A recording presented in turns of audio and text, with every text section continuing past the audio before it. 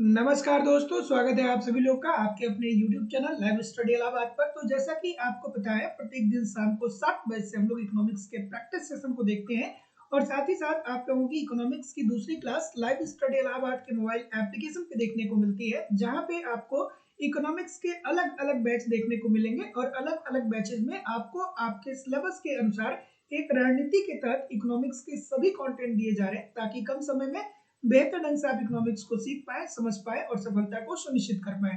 जैसे कि आपको आपके सिलेबस के अनुसार कंप्लीट इकोनॉमिक्स की थ्योरी पढ़ाई जा रही है। थ्योरी जरूर पढ़िए, क्योंकि जब तक आपकी थ्योरी कंप्लीट नहीं होती है तब तक बहुत प्रकार के प्रश्नों को सॉल्व करने में बहुत सारी कठिनाइयां होती है। तो सिंपल सटीक साधारण भाषा में मेरे द्वारा ही आपको एप्लीकेशन पे कंप्लीट थ्योरी पढ़ाई जा रही है। इसकी लाइव क्लास होती है, लाइव क्लास में नहीं जुड़ते हैं तो बाद में आपको रिकॉर्डेड क्लास भी मिल जाता है। साथ ही साथ कंप्लीट आपको यहाँ पे इकोनॉमिक्स के नोट्स भी दिए जा रहे हैं, ताकि आप एक तरफ थियरी पढ़ते रहिए और दूसरी तरफ नोट्स के माध्यम से रिवीजन करते रहिए। आपको यहाँ पे टेस्ट सीरीज दिया जा रहा है, टेस्ट दीजिए, देखिए गलती कहाँ पे हो रही है, गलती क्यों हो रही है, उसमें सुधार करिए, फिर अगला टेस्ट दीजिए, जिससे आपकी एक्यूरेसी बेहतर हो पाए। आपको यहाँ पे प्रीवियस ईयर के क्वेश्चन पेपर भी दिए जा रहे हैं, डायरेक्टली इनडायरेक्टली बहुत सारे प्रश्न प्रीवियस ईयर से पूछे जाते हैं और करेंट की भी क्लासेस आपको यहाँ पे देखने को मिलती है। मतलब सब कुछ प्रोवाइड कराना हमारी जिम्मेदारी है। बस ईमानदारी से 1.5-2 घंटे आप मुझे एप्लीकेशन पे फॉलो करते रहिए, 1.5-2 घंटे यूट्यूब पे प्रैक्टिस करते रहिए। मैं निश्चित तौर पे कह सकता हूँ कि कहीं भी इधर उधर से कुछ भी आपको कलेक्ट करने की जरूरत नहीं होगी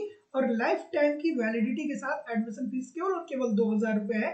तो जो लोग भी एडमिशन लेना चाहते हैं, डिस्क्रिप्शन बॉक्स में जाइए, लाइव स्टडी इलाहाबाद के मोबाइल एप्लीकेशन का लिंक मिल जाएगा। एप्लीकेशन को डाउनलोड कर लीजिए और जिस परीक्षा की भी आप तैयारी कर रहे हैं उस परीक्षा का कोर्स आप डायरेक्ट वहां से परचेज कर सकते हैं। या किसी भी प्रकार की आपकी इंक्वायरी है तो आप मुझे इस नंबर पे कॉल कर सकते हैं या व्हाट्सएप मैसेज कर सकते हैं।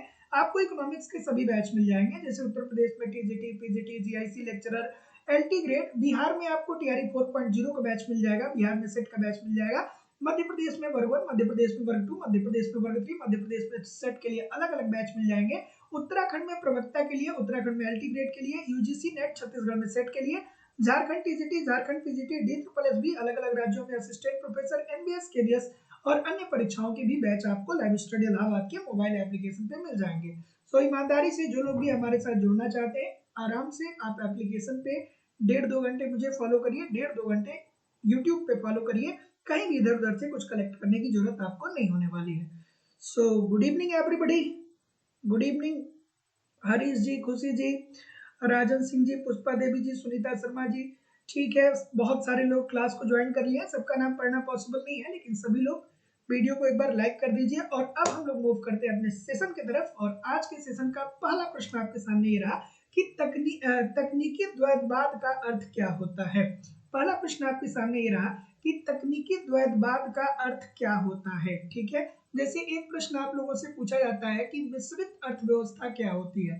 तो मिश्रित अर्थव्यवस्था का मतलब ऐसी अर्थव्यवस्था होती है कि जहां पे सार्वजनिक जहां पे सार्वजनिक क्षेत्र भी काम करे और निजी क्षेत्र भी काम करें, निजी क्षेत्र भी काम करें, तो उसे हम लोग क्या बोलेंगे, उसे हम बोलेंगे मिश्रित अर्थव्यवस्था। और भारतीय अर्थव्यवस्था एक मिश्रित अर्थव्यवस्था है और भारत एक मिश्रित अर्थव्यवस्था है। ये कब कहा गया, ये 1948 की जो क्रांति आई थी उसी में ये बात, औद्योगिक क्रांति जो आई थी उसी में कहा गया था। तो भारत एक मिश्रित अर्थव्यवस्था है जहाँ पे सार्वजनिक क्षेत्र और निजी क्षेत्र दोनों पाए जाते हैं। सार्वजनिक क्षेत्र जैसे सड़क बनवाने का कार्य सरकार का है, ठीक है, बिजली पहुंचाने का कार्य सरकार का है, स्वास्थ्य सुविधाओं को प्रोवाइड करने का कार्य सरकार का है। लेकिन निजी क्षेत्र जैसे मोबाइल कंपनी हो गई तो ये निजी क्षेत्र है, मोबाइल टावर निजी कंपनियां प्रोवाइड कर रही हैं। तो भारत एक मिश्रित अर्थव्यवस्था है क्योंकि सार्वजनिक और निजी क्षेत्र दोनों पाए जाते हैं। उसी तरीके से तकनीकी द्वैतवाद का मतलब ये होता है कि आपकी अर्थव्यवस्था में आप नई प्रकार की औद्योगिक क्षेत्र को उन्नति कर रहे हैं, अर्थात नए नए उद्योगों की आप स्थापना कर रहे हैं और साथ ही साथ आप पारंपरिक क्षेत्र को भी लेकर के चल रहे हैं। जैसे भारत की अगर जो हम लोग बात करें तो हम लोग कहते हैं ना कि हमें खादी वस्त्र उद्योग को प्रमोट करना चाहिए। और खादी वस्त्र उद्योग क्या है, ये हमारे परंपरागत क्षेत्र के अंतर्गत आते हैं। और साथ ही साथ हम लोग ये भी कहते हैं कि हमें नए नए प्रकार के उद्योगों की स्थापना करने की जरूरत है, ताकि हमारी घरेलू मांग की पूर्ति घरेलू उद्योगों से ही हो जाए। तो तकनीकी द्वैतवाद का मतलब होता है कि अल्प विकसित देशों में नई प्रकार की औद्योगिक क्षेत्र का भी विकास किया जाएगा, नए नए उद्योगों का भी विकास किया जाएगा और साथ ही साथ पारंपरिक क्षेत्रों को भी लेकर के चला जाएगा। तो जितने लोग भी बी बोल रहे हैं सभी लोग का उत्तर यहाँ पे एब्सोल्युटली 100% ठीक है। और आज का सेशन बहुत महत्वपूर्ण है। जिन लोगों ने अच्छे से थियरी को पढ़ा होगा उनको आज भरपूर मजा आएगा आज के सेशन में, है ना। तो अगर जो आप थियरी को अच्छे से पढ़े हैं तो आज के सेशन में आपको बहुत मजा आने वाला है। इत्मीनान से ये सबके लिए मैं बोल रहा हूँ कि एक बार दो बार जरूर इस क्लास को देखिएगा, क्योंकि बहुत सारे इस आज की क्लास में बहुत सारे सिद्धांत से संबंधित प्रश्न आएंगे और यहाँ से अगर जो आपने प्रश्न को ठीक कर लिया तो सारी चीजें आपकी आसान होने लगती हैं। चलिए बताइए इस प्रश्न का उत्तर कि 9 क्लासिकल अर्थशास्त्री क्या बताते हैं। अब 9 क्लासिकल अर्थशास्त्रियों के बारे में अगर जो आपने पढ़ा होगा तो वो क्या बताते हैं, ठीक है ठीक है। तो 9 क्लासिकल अर्थशास्त्री कहे कि तकनीकी स्तर में पूंजी और श्रम के निश्चित संयोगों की आवश्यकता होती है, ठीक है। अर्थात अगर जो आप कोई टेक्नोलॉजी अपनाते हैं तो उसमें एक निश्चित श्रम और पूंजी की जरूरत होती है, ठीक है। फिर इन्होंने क्या कहा, इन्होंने कहा कि ब्याज दर और लाभ दोनों परिवर्तित हो सकता है। ब्याज की दर में भी परिवर्तन हो सकता है और लाभ की दर में भी परिवर्तन हो सकता है, अर्थात ब्याज की दर और लाभ जो होती है वो नम्य होता है। फिर इन्होंने क्या कहा, इन्होंने कहा कि अर्थव्यवस्था में पूर्ण प्रतियोगिता है। पूर्ण प्रतियोगिता का मतलब कि बहुत सारे क्रेता हैं, बहुत सारे विक्रेता हैं। पूर्ण प्रतियोगिता अच्छा दिया तो है, पूर्ण प्रतियोगिता की स्थिति विद्यमान होती है। फिर पूंजी और श्रम प्रतिस्थापनीय होता है, अर्थात पूंजी को श्रम के द्वारा स्थापित किया जा सकता है और श्रम को पूंजी के द्वारा स्थापित किया जा सकता है। तो बात तो आपकी ये भी ठीक हो जाएगी। तो जितने लोग भी ऑप्शन नंबर सी बोलेंगे कि सर जी 1, 3 और 4 सही होगा, सभी लोग का उत्तर ठीक हो जाएगा। तो ध्यान रखिएगा कि 9 क्लासिकल समृद्धि आर्थिक विकास के 9 क्लासिकल समृद्धि आर्थिक विकास के 9 क्लासिकल समृद्धि मॉडल को आप पढ़ते हैं तो वहां पे ये बताया जाता है कि देखिए भैया, जो ब्याज की दर होती है उसमें भी परिवर्तन होता है, जो लाभ होता है उसमें भी परिवर्तन होता है, पूर्ण प्रतियोगिता की स्थिति विद्यमान होती है, बहुत सारे क्रेता बहुत सारे विक्रेता समरूप वस्तु का उत्पादन होता है और पूंजी और श्रम को प्रतिस्थापित किया जाता है, अर्थात पूंजी की जगह पे हम श्रम बढ़ा सकते हैं या श्रम की जगह पे हम पूंजी बढ़ा सकते हैं। सो ये भी बात ठीक हो जाएगी। जितने लोग भी सी बोल रहे हैं बिल्कुल ठीक बोल रहे हैं। उसके बाद एक मान्यता आपको और याद आनी चाहिए 9 क्लासिकल मॉडल की, कि तकनीकी को इन्होंने स्थिर माना था। टेक्नोलॉजी को इन्होंने क्या माना था, तकनीक को इन्होंने क्या माना था, तकनीक को इन्होंने स्थिर माना था। बार बार यहाँ से प्रश्न आपके पेपर में पूछा जाता है। तो जो 9 क्लासिकल समृद्धि मॉडल है इसमें टेक्नोलॉजी को स्थिर माना गया था और ये सामान्य संतुलन पे आधारित है। तो जितने लोग भी सी बोल रहे हैं ठीक बोल रहे हैं। अगला कि टी.डब्ल्यू. सुल्ज ने आर्थिक समृद्धि के लिए शिक्षा के संबंध में निम्नलिखित अनुपात दिए, बताइए भाई, ठीक है। The economic value of education, the economic value of education एक पुस्तक लिखी गई थी टी.डब्ल्यू. सुल्ज के द्वारा। कौन सी पुस्तक, the economic value of education, the economic value of education एक पुस्तक लिखी गई थी और उसी पुस्तक में आर्थिक समृद्धि के सिद्धांत को बताया था किसने, टी.डब्ल्यू. सुल्ज ने। और टी.डब्ल्यू. सुल्ज ने शिक्षा के संदर्भ में कौन सी बातें बताई थी बेसिकली आपको बताना है। तो उन्होंने ये कहा कि देखिए हमें मानव पूंजी का विकास करना चाहिए और मानव पूंजी का विकास करने के लिए हम देखेंगे कि हमारे श्रम शक्ति में शिक्षित लोग कितने हैं, अर्थात शिक्षा श्रम अनुपात, शिक्षित लोगों की आय कितनी है, शिक्षा आय अनुपात, और शिक्षा निवेश अनुपात कितना है। तो जितने लोग भी बी बोल रहे हैं सभी लोग का उत्तर ठीक हो जाएगा। तो ध्यान रखिएगा कि टी.डब्ल्यू. सुल्ज साहब ने आर्थिक समृद्धि के तहत एक सिद्धांत दिया था और वो सिद्धांत अपनी पुस्तक the economic value of education में दिया था और उसमें उन्होंने ये बताया था कि अगर जो आपको आर्थिक समृद्धि के संदर्भ में शिक्षा को देखना है तो शिक्षा का संबंध होता है श्रम अनुपात से। अगर जो आप ज्यादा शिक्षित होंगे तो ज्यादा आप क्या कर पाएंगे, उत्पादन कर पाएंगे। शिक्षा आय अनुपात से, अगर जो आप शिक्षित हैं तो ज्यादा इनकम प्राप्त कर पाएंगे। और शिक्षा निवेश अनुपात से, अर्थात अगर जो आप शिक्षित होंगे तो कैसे निवेश करना है ये बात आपको समझ में आएगी। So option number B according to the question this is the right answer हो जाएगा। अगला प्रश्न है कि सूची 1 को सूची 2 के साथ सुमेलित करिए। आप किसी भी पेपर में देखेंगे तो एक प्रश्न यहाँ से आप लोगों के पेपर में आ जाएगा। ये अपने आप में 4 प्रश्न बना हुआ है और 4 में से एक प्रश्न आपके पेपर में देखने को मिलता है। चलिए बताइए। तो पूंजी की अवशोषण क्षमता का जो सिद्धांत दिया था वो किसके द्वारा दिया गया था? वो दिया गया था एम कलौकी के द्वारा दिया गया था। एम कलौकी के द्वारा दिया गया था। तकनीकी द्वैधता की बात करें तो हिगिंस साहब कहाँ पे हैं? हिगिंस साहब यहाँ पे हैं, अर्थात 1 नंबर होगा, फिर 4 नंबर होगा। और जीवन की भौतिक गुणवत्ता सूचकांक की बात करें तो ये तो सबको पता होगा, मैरिस डी मैरिस, ठीक है। सो 1 4 3। और उद्योगों के विस्तार हेतु अनुमेय एवं अनिवार्य क्रम की बात किसने किया था? हर्समैन ने कहा था, जिसके अंतर्गत उन्होंने बताया था कि देखिए श्रम और पूंजी स्थिर है, इसलिए आप श्रम और पूंजी को उन्हीं क्षेत्रों में निवेश करिए जहां से आपको ज्यादा लाभ मिल सकता है। सो ऑप्शन नंबर क्या बोल रहे हैं? 1 4 1 4 1 4 2 और 3। 1 4 2 और 3। तो जितने लोग भी, सॉरी 3 और 2 ना, 1 4 3 2, ठीक है, 1 4 3 2। तो जितने लोग भी सुमेलित कर रहे हैं सभी लोग का उत्तर यहाँ पे बिल्कुल ठीक हो जाएगा। अगला प्रश्न है कि आर्थिक विकास के कार्ल मार्क्स के सिद्धांत के संबंध में निम्नलिखित में से कौन सा कथन सही है? अब आर्थिक विकास का कार्ल मार्क्स का सिद्धांत अगर जो आपने पढ़ा होगा तो आप बड़े आराम से जानते होंगे। कार्ल मार्क्स ने अपना जो आर्थिक सिद्धांत दिया था वो किस पुस्तक में दिया था? दास कैपिटल में दिया था।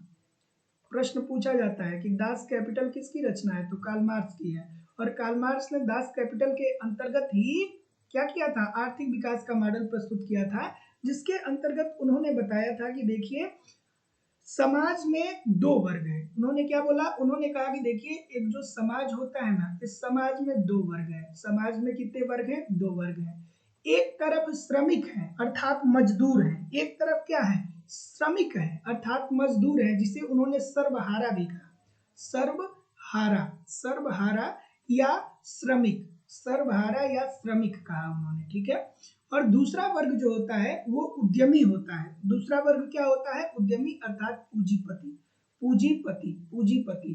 तो ये जो पूंजीपति होता है ना, ये श्रमिकों को उनकी सीमांत उत्पादकता के बराबर मजदूरी नहीं देता है। वास्तविक रूप में ये जो श्रमिक होता है ना, ये अपने उत्पादन के द्वारा अतिरेक उत्पन्न करता है। श्रमिक जो होता है वो अपने उत्पादन के द्वारा अतिरेक उत्पन्न करता है, और इस अतिरेक को पूंजीपति अपने पास लाभ के रूप में रखता है। इसीलिए उन्होंने कहा, कार्ल मार्क्स ने कहा कि देखिए भैया, देखिए जो समाज होता है ना, उसमें 2 वर्गों में हमेशा संघर्ष होता रहता है, एक पूंजीपति और दूसरा श्रमिक। श्रमिक ये चाहेगा कि ज्यादा से ज्यादा वो मजदूरी प्राप्त करे, लेकिन पूंजीपति ये चाहेगा कि जो श्रमिक ने अतिरेक उत्पन्न किया है उसको अपने पास रखा जाए, अर्थात लाभ के रूप में रखा जाए, क्योंकि पूंजीपति श्रमिकों को उनकी सीमांत उत्पादकता के बराबर मजदूरी नहीं देता है। तो चलिए पढ़ते हैं। तो आर्थिक विकास के कार्ल मार्क्स के सिद्धांत के संबंध में निम्नलिखित में से कौन सा कथन सही है? तो उपरोक्त में से कोई नहीं, इसका अभी छोड़ते हैं। उत्पादन में स्वतंत्र रूप से, उत्पादन में संबंध स्वतंत्र रूप से बदलते हैं। नहीं भैया, इसकी बात वो नहीं करते हैं। उत्पादन के तरीके, हाँ बिल्कुल, ये बात उन्होंने कही थी कि उत्पादन के जो तरीके होते हैं ना, वो स्वतंत्र रूप से बदलते हैं, क्योंकि यहीं पे ये लोग किसकी बात करते हैं? आरक्षित सेना की बात करते हैं। और आरक्षित सेना के अंतर्गत क्या बताते हैं कि ऐसे लोग जब बहुत ज्यादा बेरोजगार हो जाते हैं, उनको कार्य नहीं मिलता है, तो वही क्या होते हैं? आरक्षित सेना होते हैं। तो उत्पादन के तरीके जो होते हैं वो स्वतंत्र रूप से बदलते रहते हैं। सो ऑप्शन नंबर सी जितने लोग भी बोलेंगे सभी लोग का उत्तर यहाँ पे बिल्कुल ठीक हो जाएगा। और फिर एक बात याद रखनी चाहिए कि कार्ल मार्क्स ने कहा कि मजदूरों को मजदूरी उनकी जीवन निर्वाह के बराबर दी जाएगी। सो option number see this is the right answer हो जाएगा। निम्नलिखित में से कौन सा लक्षण निक्षेपण अभिसरण के अस्तित्व के लिए सही नहीं है? मोस्ट इंपोर्टेंट प्रश्न है। आज का जो सेशन है ये बहुत महत्वपूर्ण है, और अगर जो आपने इकोनॉमिक्स की थियरी को मेहनत से पढ़ा है तो आज के सेशन में बड़ा मजा आएगा, और नहीं पढ़ा है तो भाई थियरी जरूर पढ़िए, क्योंकि ये सारे प्रश्न जो हैं ये बार बार परीक्षा में पूछे जाते हैं, और अगर जो आपकी थियरी कंप्लीट नहीं है तो चीजें बहुत मुश्किल हो जाती हैं। चलिए क्या उत्तर आ रहा है भाई? ठीक है,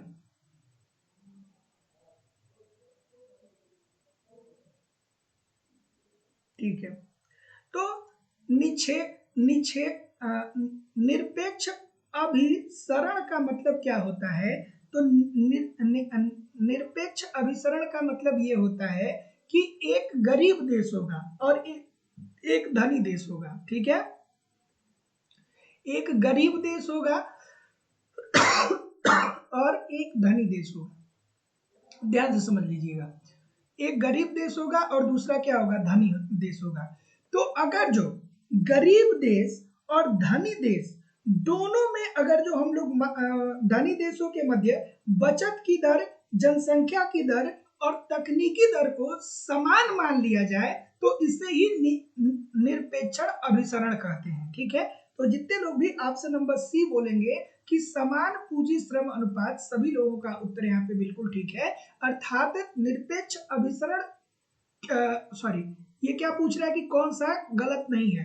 तो मैं अभी आपसे क्या बता रहा था, मैं ये बता रहा था, अच्छा नहीं पूछा है ना, सॉरी, निम्नलिखित में से कौन सा लक्षण निरपेक्ष अभिसरण के अस्तित्व के लिए सही नहीं है, नहीं पूछ रहा है, ठीक है। तो ध्यान से देखिएगा, अभी मैंने आपसे क्या बोला, अभी मैंने आपसे बोला कि एक अमीर देश और गरीब देश, दोनों देश जो है, उन दोनों देशों में अगर जो बचत की दर, जनसंख्या की दर और तकनीकी की दर को समान मान लिया जाए तो इसी स्थिति को निरपेक्ष अभिसरण कहते हैं। तो इसके अंतर्गत क्या क्या, इसके अंतर्गत क्या नहीं आएगा, समान पूंजी श्रम अनुपात की यहाँ पे बात नहीं होती है। इसमें बचत, जनसंख्या और तकनीकी को बराबर मान लिया जाता है। बचत, जनसंख्या और तकनीकी को बराबर माना जाता है, टेक्नोलॉजी को बराबर माना जाता है। तो एक गरीब देश व एक अमीर देश, तो अगर जो गरीब देश और अमीर देश, ठीक है, दोनों में हम बचत अनुपात को, जनसंख्या को और तकनीकी को स्थिर मान लेते हैं तो उसे ही हम लोग क्या बोलेंगे, निरपेक्ष अभिसरण की स्थिति बोलेंगे। तो जितने लोग भी सी बोल रहे हैं कि इसमें से कौन सा सही नहीं है, तो इसमें पूंजी श्रम अनुपात की बात नहीं होती है, बचत, जनसंख्या और तकनीकी की बात होती है। सो option number see this is the right answer हो जाएगा। अगला, कामगारों के पास उस पूंजी का स्वामित्व होना चाहिए जो उनकी बचत से हुई है। तो यह किसके द्वारा दिए गए समृद्धि मॉडल की महत्वपूर्ण मान्यता है। खूबसूरत सा प्रश्न है, बताइए। अब अगर जो आपने किसको पढ़ा होगा, ठीक है,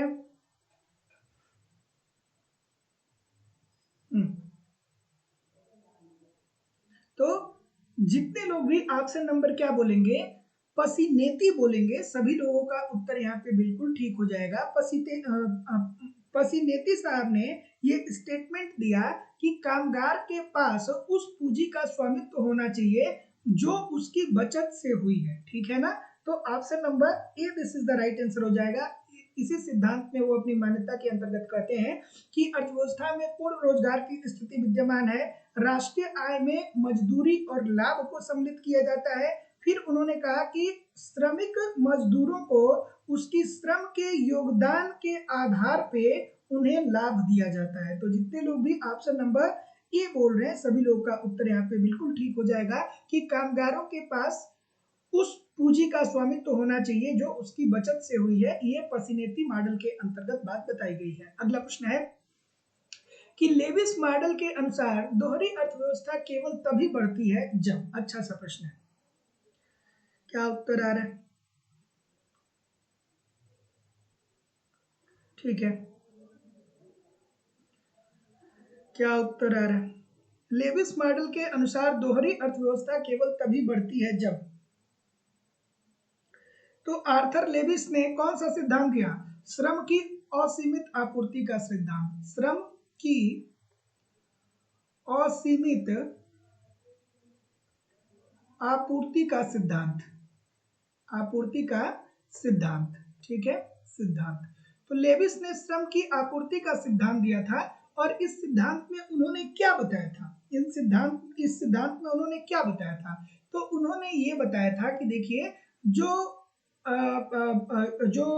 एक अर्थव्यवस्था जो होती है ना, उस अर्थव्यवस्था में दो सेक्टर पाए जाते हैं। एक तो होते हैं, एक होता है कृषि क्षेत्र, एक होता है कृषि क्षेत्र, एक होता है कृषि क्षेत्र और दूसरा होता है औद्योगिक क्षेत्र, उद्योग होता है।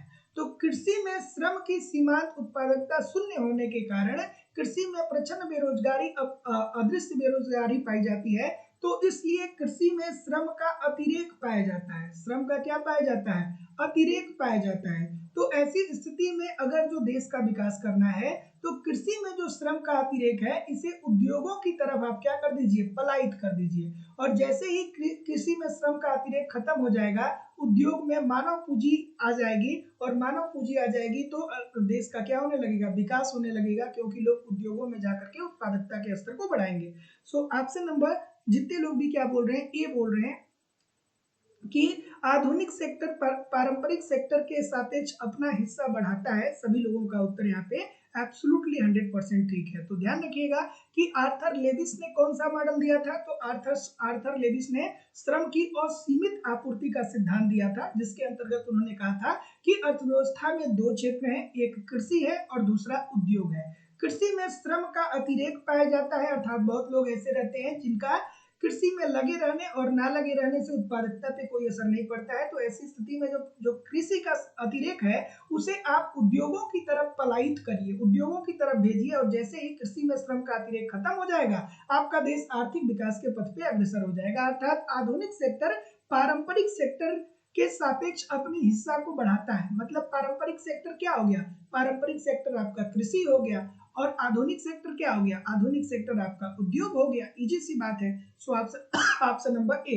अगला थोड़ा सा इसे एडजस्ट करना होगा, एक सेकेंड रुक जाइएगा। और आज मैं आप लोगों से ये बात कर रहा हूँ कि इस सेशन को एक बार, दो बार, तीन बार जब तक देख सके देखिएगा, क्योंकि आज का सेशन बहुत महत्वपूर्ण है। बहुत अच्छे अच्छे प्रश्न आपके सामने देखने को मिलेंगे, और ये प्रश्न अक्सर आप प्रैक्टिस नहीं करते हैं, लेकिन आप लोगों के पेपर में प्रश्न पूछे जाते हैं। इस प्रश्न का उत्तर करिए।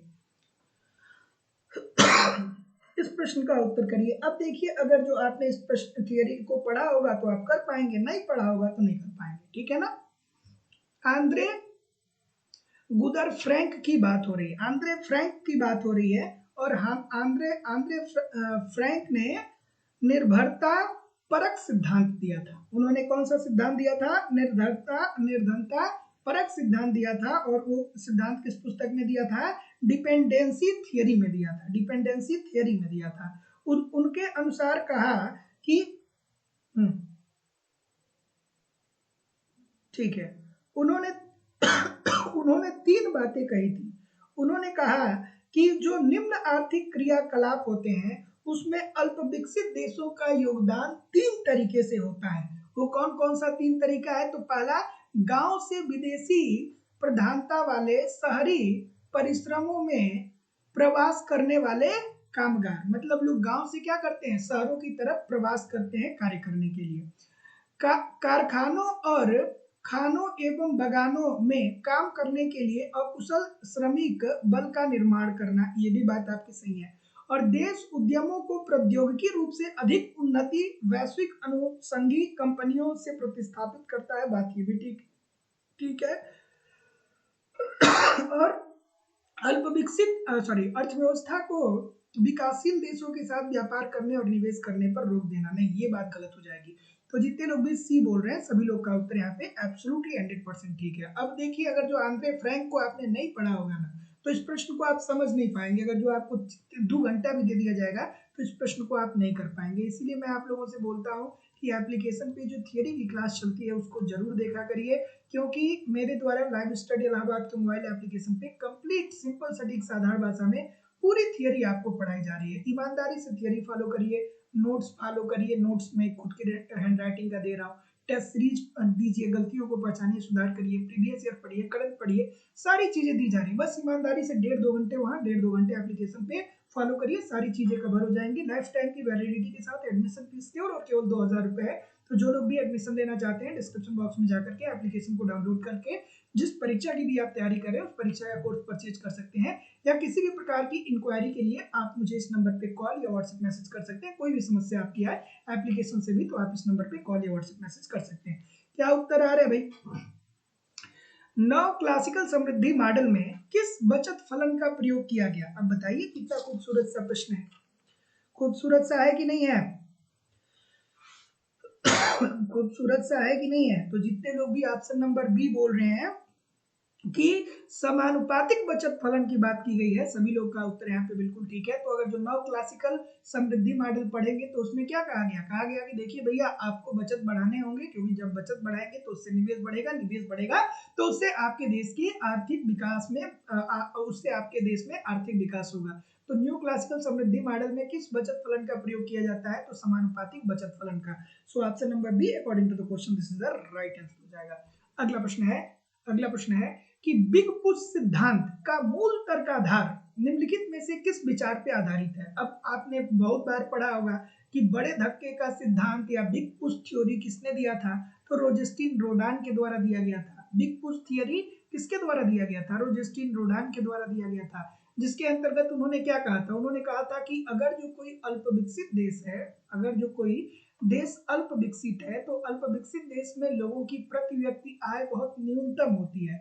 लोगों की प्रति व्यक्ति आय बहुत क्या होती है? न्यूनतम होती है। प्रति व्यक्ति आय कम होती है, और प्रति व्यक्ति आय कम होने के कारण लोगों की निवेश क्षमता कम होती है। तो ऐसी स्थिति में सरकार को बड़े मात्रा में अर्थव्यवस्था में निवेश करना चाहिए, जिससे अर्थव्यवस्था में बड़ी मात्रा में निवेश बढ़ेगा तो एक तरफ मांग बढ़ेगा और दूसरी तरफ पूर्ति बढ़ेगा। मांग और पूर्ति बढ़ेगा तो देश में उत्पादन बढ़ेगा, देश में उत्पादन बढ़ेगा तो देश का आर्थिक विकास होगा। सो ऑप्शन नंबर क्या बोल रहे हैं?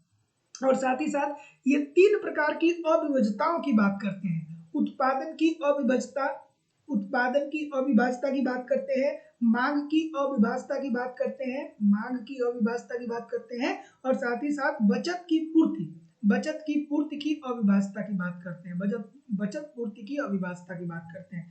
तो जितने लोग भी ऑप्शन नंबर क्या बोल रहे हैं? क्या बोल रहे हैं? क्या बोल रहे हैं?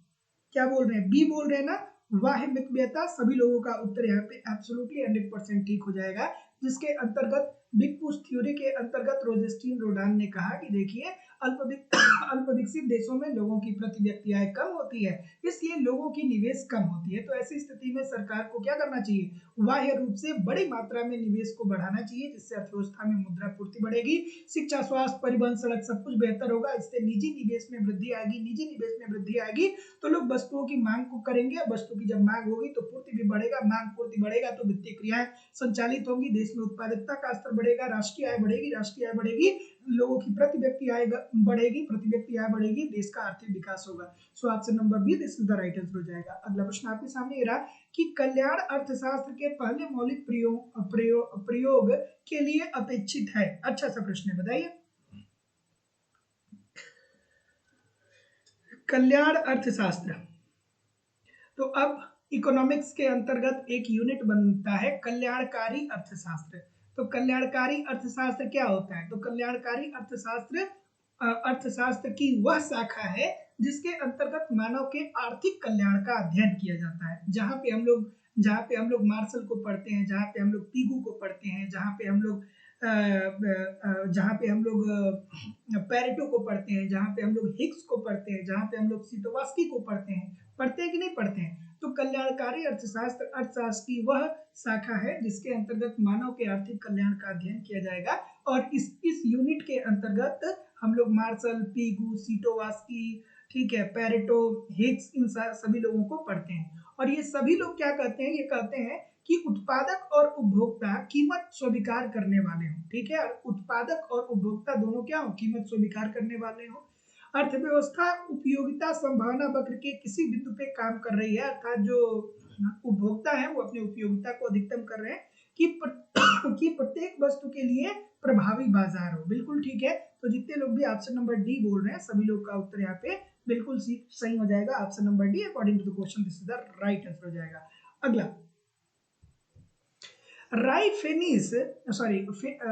फेरेनिस का आर्थिक विकास का सिद्धांत निम्नलिखित में से किस पर आधारित है? अच्छा सा प्रश्न है, प्यारा सा प्रश्न है। फाइरेनिस की बात हो रही है, तो फाइरेनिस की पुस्तक पूछा जाता है the theory of economic development. फाइरेनिस ने जो आर्थिक विकास का मॉडल दिया था वो किस पुस्तक में दिया था? The theory of economic development, the theory of economic development. और इसमें इन्होंने, पता है इन्होंने क्या किया था? जो अभी हम लोग लेविस के मॉडल को पढ़ रहे हैं ना, उन्हीं की मान्यताओं को लेकर के इन्होंने बताया था। लेविस ने क्या कहा था? लेविस ने कहा था ना कि अर्थव्यवस्था में दो क्षेत्र हैं, एक कृषि है जिसे जीवन निर्वाहन क्षेत्र कहा जाएगा, और दूसरा जो है वो उद्योग है। तो कृषि में श्रम का अतिरेक पाया जाता है, कृषि में श्रम का अतिरेक पाया जाता है, अर्थात जितने लोगों की जरूरत होती है उससे ज्यादा लोग कृषि में संलग्न होते हैं। तो ऐसी स्थिति में कृषि का जो अतिरेक है वो आप उद्योगों की तरफ क्या करिए, स्थानांतरित कर दीजिए। उद्योगों की तरफ स्थानांतरित करेंगे तो उद्योग में श्रम शक्ति बढ़ेगा, जिससे उत्पादकता बढ़ेगी, देश का आर्थिक विकास होगा। ठीक है, तो उसी उन्हीं की मान्यताओं को लेकर के फाई रेनिस साहब भी चले और उन्होंने एक पुस्तक लिखी थी, the theory of economic development, जिसमें उन्होंने कहा था कि तकनीकी के प्रति द्वैत उपागम की बात की थी, प्रच्छन्न बेरोजगारी की उपस्थिति की बात की थी, ये अर्थात ये श्रम के अतिरेक की बात की थी, कृषि विकास के महत्व की भी इन्होंने बात की थी। तो जितने लोग भी डी बोल रहे हैं सभी लोगों का उत्तर यहाँ पे बिल्कुल सही होगा, उपरोक्त सभी। अगला प्रश्न है, सूची निम्नलिखित में से कौन सही सुमेलित नहीं है? इसमें से सही सुमेलित कौन नहीं है भाई, बताइए। नौशाद अली जी, सुनीता गुप्ता जी, मोनिका जी, रोशनी जी, गोलू राज जी, रत्नेश कुमार जी, मधु वर्मा जी, राजन सिंह जी, शिवानी श्रीवास्तव जी, चंद्रजीत यादव जी, ठीक है, तो कृष्णा मिश्रा जी। चलिए बताइए इस प्रश्न का उत्तर, क्या उत्तर आ रहा है? ऑप्शन नंबर सी बोल रहे हैं, और कोई? तो क्या कहता हूं कि एग्जामिनेशन हॉल में धैर्य पूर्वक पढ़ना है। इन डिफेंस ऑफ ग्लोबलाइजेशन किसकी पुस्तक है? ये जगदीश भगवती की है, जगदीश भगवती की है ना। द डिफेंस ऑफ ग्लोबलाइजेशन जो पुस्तक है वो जगदीश भगवती की है, और ये 2004 में लिखा गया था। ठीक है, और ये पूछ रहा है कि कौन सा सुमेलित नहीं है, तो जोसेफ स्टिग्लज की ये पुस्तक नहीं है। ये पुस्तक किसकी है? ये पुस्तक है जगदीश भगवती की। सो ऑप्शन नंबर सी जितने लोग भी बोल रहे हैं सभी लोग का उत्तर यहाँ पे बिल्कुल ठीक हो जाएगा। अगला प्रश्न है कि असंतुलित विकास कल्पना इस मान्यता पर बनाया गया है। अब असंतुलित विकास की बात कौन करता है? तो ध्यान रखिएगा, ये अर्थशास्त्रियों की टोली है, जिसमें असंतुलित विकास के अंतर्गत हर्समैन हर्समैन के साथ उनका साथ लेविस भी देते हैं, कई सारे अर्थशास्त्री देते हैं। एक होता है संतुलित विकास, ठीक है, संतुलित विकास। तो संतुलित विकास की अवधारणा या संतुलित विकास के जो अग्रणीय अर्थशास्त्री हैं जिन्होंने कहा कि हमें संतुलित विकास करना चाहिए, वो रैगनर नर साहब हैं। उन्होंने कहा कि देखिए, अर्थव्यवस्था में श्रम और पूंजी सीमित मात्रा में है, लेकिन आप इन सीमित श्रम और पूंजी को सभी क्षेत्रों में समान रूप से लगाइए, कृषि में भी लगाइए, उद्योग में भी लगाइए, सेवा क्षेत्र में भी लगाइए, ताकि सभी क्षेत्र एक दूसरे से क्रिया प्रतिक्रिया करके अपना विकास कर सके। लेकिन असंतुलित विकास की बात जो किया गया था वो हर्समैन के द्वारा किया गया था, हर्समैन के द्वारा किया गया। और हर्समैन ने ये कहा कि देखिए, जो सीमित श्रम और पूंजी होता है उसे आप जिस क्षेत्र में ज्यादा लाभ मिलने की संभावना हो उस क्षेत्र में लगाइए। जैसे मान लीजिए कि कृषि क्षेत्र है, ठीक है, और औद्योगिक क्षेत्र है, तो अगर जो आपको लगता है कि जो आपके पास सीमित श्रम और पूंजी है, इसे सीमित श्रम और पूंजी है, इसे अगर जो कृषि क्षेत्र में हम लगाएंगे तो लाभ हमें अधिकतम मिलेगा, तो आप सीमित श्रम और पूंजी को कृषि क्षेत्र में लगाइए, और फिर जब लाभ आपको मिलेगा तो आप इसका निवेश औद्योगिक क्षेत्र में कर दीजिएगा। सो यही बात कहते हैं। तो जितने लोग भी ऑप्शन नंबर यहाँ पे क्या बोल रहे हैं, बी बोल रहे हैं ना, कि पूंजी और कुशल श्रम की पूर्ति क्या है, दुर्लभ है, अर्थात पूंजी और श्रम को उन्होंने सीमित माना था। So option number B this is the right answer हो जाएगा। अगला प्रश्न है कि श्रम की आरक्षित सेना का उपयोग निम्नलिखित में से किस अर्थशास्त्री के द्वारा किया गया? खूबसूरत सा प्रश्न है, बताइए भाई।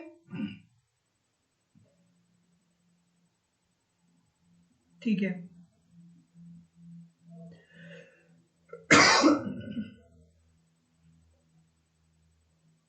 ठीक है, तो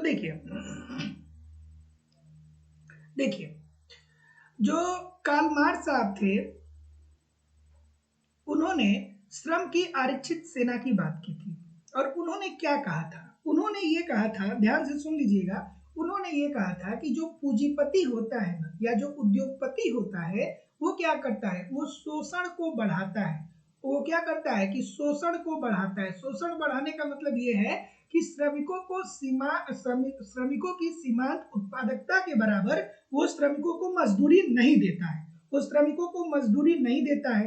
तो ऐसी स्थिति में पूर्ण प्रतियोगिता की स्थिति विद्यमान हो जाती है। पूर्ण प्रतियोगिता, जहां पे बहुत सारे श्रमिक इसको मिल जाते हैं, तो ऐसी स्थिति में वो अपने उन मजदूरों को बाहर कर देता है जो मजदूर पहले से उसमें कार्य कर रहे हैं। तो ऐसी स्थिति में जब श्रमिकों का शोषण का दर बढ़ता है, तो अर्थव्यवस्था में बहुत सारे श्रमिक मिलेंगे, पूर्ण प्रतियोगिता की स्थिति होगी। तो ऐसी स्थिति में श्रमिकों का शोषण जब बढ़ेगा, तो बहुत सारे श्रमिक ऐसे होंगे जो कार्य को छोड़ देंगे। कार्य को क्या कर देंगे, कार्य को छोड़ देंगे, कार्य को वो छोड़ देंगे। और जब कार्य को छोड़ देंगे वो, तो ऐसी स्थिति में वो बेरोजगार हो जाएंगे। ऐसी स्थिति में वो क्या हो जाएंगे, बेरोजगार हो जाएंगे। और जब वो बेरोजगार हो जाएंगे, तो इस प्रकार से जितने भी श्रमिक बेरोजगार होंगे, उसे ही श्रम की आरक्षित सेना कही जाएगी, है ना। सो जितने लोग भी ऑप्शन नंबर सी बोल रहे हैं, ठीक बोल रहे हैं। तो ध्यान रखिएगा कि श्रम की आरक्षित सेना की बात कौन करता है, कार्ल मार्क्स साहब कहते हैं। और कार्ल मार्क्स साहब कहते हैं कि देखिए, जो पूंजीपति होता है वो श्रमिकों का शोषण करता है, और श्रमिकों का शोषण करने के कारण श्रमिकों में श्रमिक कार्य करना छोड़ने लगते हैं। और जब श्रमिक कार्य करना छोड़ने लगते हैं, तो बेरोजगारी में वृद्धि होती है। और बेरोजगारी में वृद्धि होती है, तो जो श्रमिक कार्य छोड़ करके आते हैं, इनकी एक आर्मी जैसे बन जाती है। उसे ही उन्होंने क्या बोला, श्रम की आरक्षित सेना बोला। सो option number see this is the right answer हो जाएगा। अगला प्रश्न ये रहा कि समृद्धि के पैसिनेटी मॉडल में किन चरों की अंतःक्रिया महत्वपूर्ण है। मोस्ट इंपोर्टेंट प्रश्न बताइए, क्या उत्तर आ रहा है भाई। जिंदगी में बिना मेहनत के किसी को कुछ नहीं मिला है, आपको भी नहीं मिलेगा। बिना मेहनत के जिंदगी में कभी किसी को कुछ नहीं मिला है। और जिसने सच्चे मन से मेहनत किया, सच्चे ईमानदारी से मेहनत किया, उसका हाथ कभी खाली भी नहीं रहा। तो अगर जो आप ईमानदारी से मेहनत कर रहे हैं, तो अपने ऊपर भरोसा करिए, वो दिन जरूर आएगा जब आपके पास वो सब कुछ होगा जिसकी आप कल्पना कर रहे हैं। बशर्ते मेहनत जो है वो आपकी पूरी ईमानदारी से होनी चाहिए। इतनी ईमानदारी से होनी चाहिए कि आप खुद से ये बात कह सके कि आप मेहनत कर रहे हैं। दुनिया क्या कह रही है डजंट मैटर, समाज क्या कह रहा है doesn't matter. Matter is that कि आप क्या अपने बारे में सोच रहे हैं, आप कितना मेहनत कर रहे हैं। अगर आपको लगता है कि आप मेहनत कर रहे हैं, तो आप यकीन मानिए कि सफलता से एक कदम दूर है आप, है ना। बशर्ते लगे रहिए और पेशेंसफुली पढ़ते रहिए। क्या उत्तर आ रहा है भाई, ऑप्शन नंबर बी। तो जितने लोग भी बी बोल रहे हैं, सभी लोग का उत्तर ठीक है कि समृद्धि के पैसिनेटी मॉडल में किन चरों की अंतःक्रिया महत्वपूर्ण है। तो लाभ दर बिल्कुल ठीक है। लाभ की दर क्या होगी, इससे समृद्धि डिफाइन होगा। आय वितरण और आर्थिक समृद्धि, तीनों की बात करते हैं। तो जितने लोग बी बोल रहे हैं, सभी लोग का उत्तर ठीक है कि समृद्धि के पैसिनेटी मॉडल में किन चरों की अंतःक्रिया महत्वपूर्ण है। तो लाभ की दर, आय का वितरण और आर्थिक समृद्धि। So option number B this is the right answer हो जाएगा।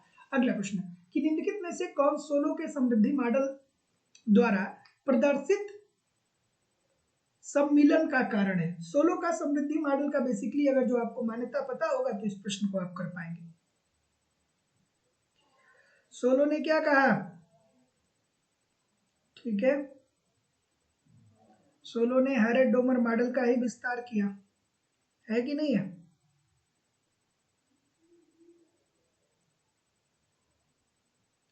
और इसे क्या कहा जाता है, इसे आर्थिक विकास का 9 प्रतिष्ठित सिद्धांत कहा जाता है। आपके पेपर में पूछा जाता है कि आर्थिक विकास का 9 प्रतिष्ठित सिद्धांत किसने दिया।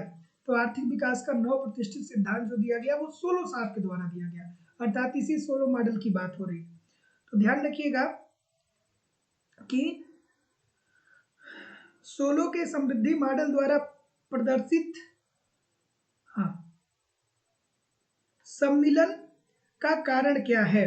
तो तो जितने लोग भी ऑप्शन नंबर बी बोल रहे हैं, अब अगर जो आपने पढ़ा होगा तो आप जानते होंगे, नहीं पढ़े होंगे तो नहीं जानते होंगे कि सोलो के समृद्धि मॉडल द्वारा प्रदर्शित सम्मिलन का कारण है। तो कारण ये होता है कि पूंजी की घटती हुई सीमांत उत्पादकता। सो ऑप्शन नंबर जितने लोग भी बी बोल रहे हैं, सभी लोग का उत्तर यहाँ पे एब्सोल्युटली 100% ठीक हो जाएगा। अगला प्रश्न है कि बढ़ती शहरी रोजगार के परिप्रेक्ष्य में ग्रामीण शहरी पलायन से संबंधित विरोधाभास की निम्नलिखित में से कौन सी मॉडल व्याख्या करता है? जैसे आर्थर लेविस ने तो ये कह दिया कि हमें ग्रामीण एरिया से शहरों की तरफ जाना चाहिए, लेकिन अब यहाँ पे एक विरोधाभास आता है। वो विरोधाभास किसने बताया था, आपको ये बताना है। चलिए बताइए। ऑप्शन नंबर ठीक है, हैरिस टोराडो मॉडल। हैरिस टोराडो मॉडल, इसमें ये कहा गया कि देखिए इसमें ये कहा गया कि देखिए जो शहर होता है ना, शहर में ऑलरेडी बेरोजगारी पाई जाती है। शहर में ऑलरेडी क्या पाई जाती है, बेरोजगारी पाई जाती है। शहर में ऑलरेडी बेरोजगारी पाई जाती है। तो ऐसी स्थिति में अगर जो ग्रामीण श्रमिक अगर जो ग्रामीण श्रमिक अगर जो ग्रामीण श्रमिक शहरों की तरफ पलायित होंगे, तो ऐसी स्थिति में कोई जरूरी नहीं है कि इन ग्रामीण श्रमिकों को रोजगार मिल ही जाए। तो एक तरफ तो शहर में ऑलरेडी बेरोजगारी छाई हुई है, और दूसरी तरफ ये जब ग्रामीण श्रमिक शहरों में जाएंगे तो फिर कोई जरूरी नहीं है कि इन्हें काम मिल भी जाए। तो ऐसी स्थिति में ग्रामीण श्रमिक जब शहरों की तरफ पलायित होंगे तो वो केवल और केवल बेरोजगारी को बढ़ाएंगे और कुछ नहीं करेंगे। यही बात कही गई पलायन विरोधाभास के अंतर्गत। ठीक है, तो एक लाइन में मैं बता रहा हूं, इस बात को समझ लीजिएगा कि पलायन विरोधाभास की अवधारणा टोरेंटो मॉडल में दी गई थी, जिसके अंतर्गत ये बताया गया कि देखिए शहरी क्षेत्र में ऑलरेडी बेरोजगारी पाई जाती है। ऐसी स्थिति में अगर जो ग्रामीण श्रमिकों को आप शहरों की तरफ मूव करेंगे तो उनको कोई जरूरी नहीं है कि रोजगार मिल ही जाए, और रोजगार नहीं मिलेगा तो ऐसी स्थिति में बेरोजगारी की स्थिति बहुत तेजी से बढ़ने लगेगी। तो जितने लोग भी ऑप्शन नंबर डी बोल रहे हैं ठीक बोल रहे हैं। अगला,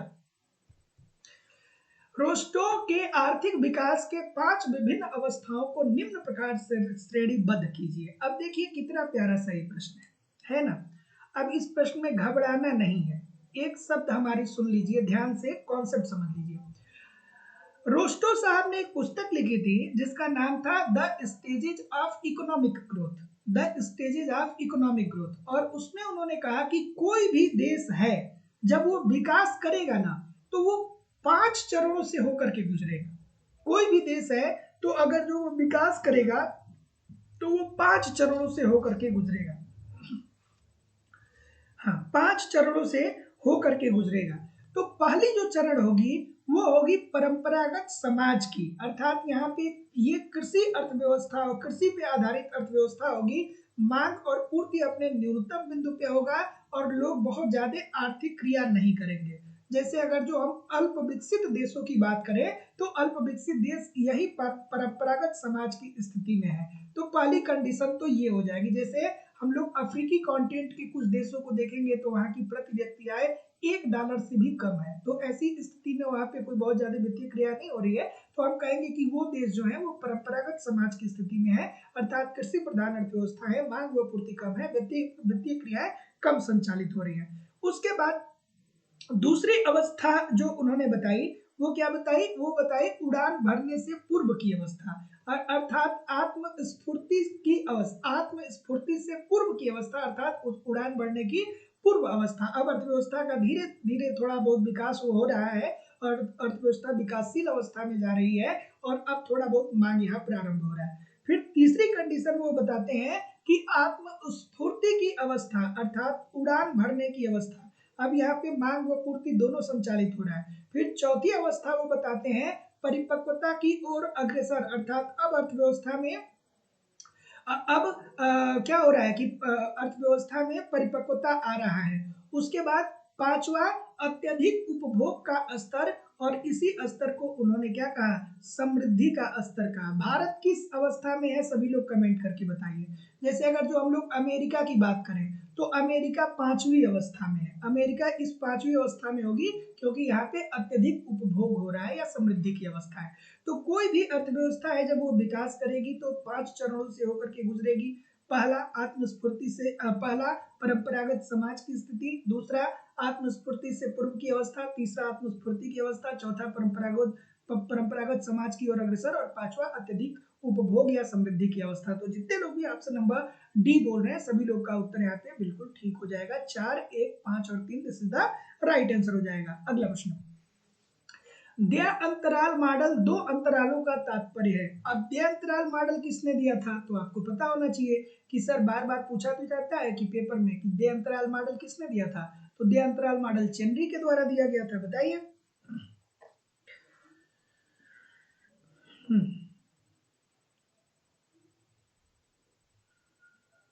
बताइए।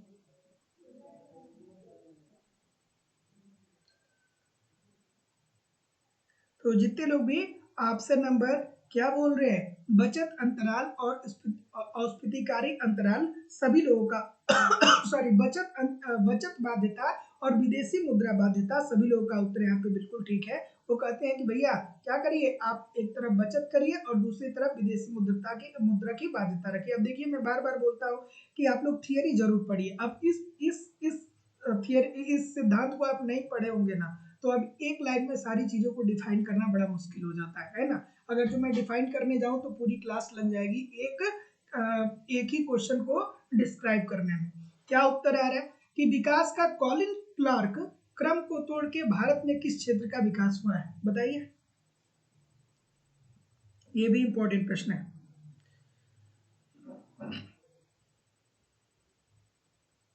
इंपॉर्टेंट प्रश्न है।